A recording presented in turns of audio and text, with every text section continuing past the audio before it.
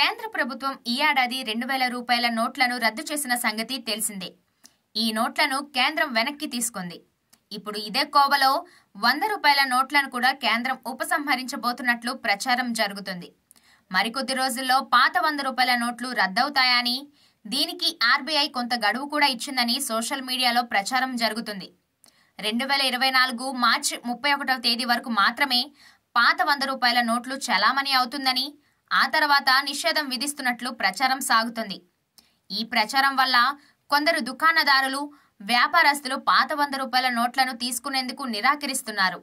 దీంతో 100 రూపాయల నోట్లు కలిగి ఉన్న చాలా మంది ఇబ్బంది పడుతున్నారు. ఈ ప్రచారంపై కొందరు ఆర్బీఐని ప్రశ్నిస్తున్నారు. ట్విట్టర్ ద్వారా ఆర్బీఐకి కొందరు ట్యాగ్ చేస్తున్నారు. దీనిపై స్పందించిన ఆర్బీఐ తాము అలాంటి ఆదేశాలు ఏమీ జారీ చేయలేదని బదులిచ్చింది. 100 రూపాయల నోట్లు రద్దుపై ఎలాంటి నిర్ణయం తీసుకోలేదని తెలిపింది.